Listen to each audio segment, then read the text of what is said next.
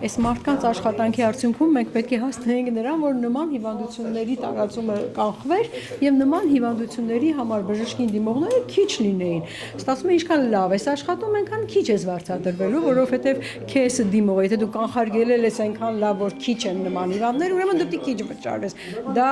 անտրամաբանական լուծում է եւ իհարկե հակառակն է մեր ընդհանրապես առողջապահությունը հենց դա է, որ պետք է աշխատեն այնպիսի միջոցառումներ իրականացնել, որ կանխվեն հիվանդությունների տարածումները, կանխվեն հիվանդությունները, սա է խնդիրը եւ նորից բարձրաձայնում եմ այդ մասին, որ ըստ էության նման մասնագետը թոքաբան է, որը որ իր կանխարգելիչ գործունեության բավականին մեծ գործ է արել, հա, առողջապահության բնագավառում, ինքը պետք է սկսի մտածել, արդյոք իմաստ ունի ինքը աշխատի թե չաշխատի, որովհետև եթե աշխատելու է, չի վճարվելու, որովհետև լավ է աշխատելու, քիչ հիվանդ է սպասարկում, ուրեմն քիչ է վճարվելու։ Գիտեք ինչ, ասենք կամ պետք է ինքը թղթաբանությամբ զբաղվի, այսպես ասած, հիվանդներ գրանցի, ես չեմ ուզում կանխավ այդպիսի կանխարգելում մտածել, որ այ պոտենցիալ ստախոս կդառնա բժիշկը ու սկսի սուտ տվյալներ լինել, ես նման բան երբեք չեմ ուզի, բայց լավ իրեն ռիսկ իհարկե կա, բայց լավ մասնագետը, իրեն հարգող մասնագետը պարզապես դիմտացի, արդյոք ինքը կմնա այս ոլորտում, թե կթողնի կհեռանա, վերապրոֆիլավորում կանցնի, կգնա այնպիսի ոլորտ, որտեղ ապահովագրական համակարգի շրջանակներում չեն պարտադրելու իրեն աշխատի եւ ինքը կբուժի 10 հիվանդ կստանա այն նույն գումարը, քան ապահովագրական համակարգում պետք է բուժի 50 հիվանդ նույն ժամանակում եւ բնականաբար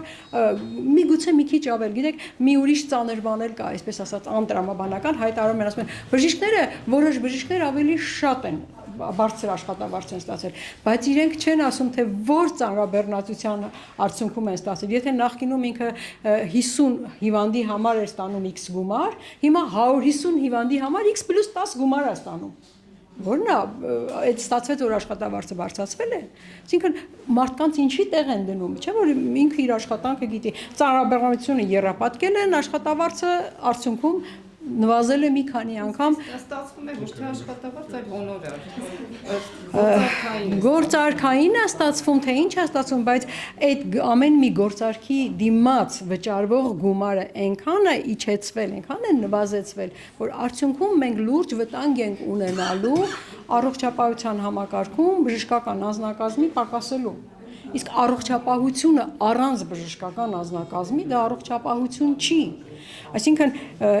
այս համակարգի, այս ծանրաբեռնվածությամբ ու այս անկազմակերպությամբ ու այս վճարով ներդրման արդյունքում մենք վաղ ունենալու ենք բժշկական հանրույթի անձնակազմի պակասեցում, իսկ որը առողջապահական համակարգի քայքայման է բերելու։ Հիմա մենք սա ենք ուզում, թե դե իհարկե ԿՊ-ի համար դա են ուզում, որովհետև իրենց համար խնդիրը մինչև հունիսի 7-ն է։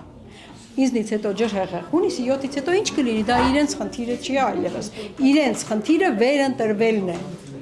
Ես որպես քաղաքական գործիչ նման քաղաքական եզրահանգման եմ գալիս եւ ցավոք սրտի ամեն օր համոզվում եմ դրա մեջ,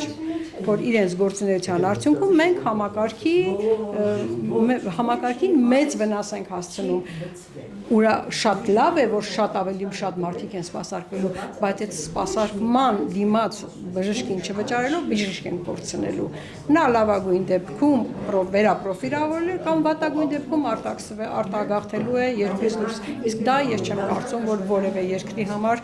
ազգային անվտանգության լուրջ խնդիր չի բերելու։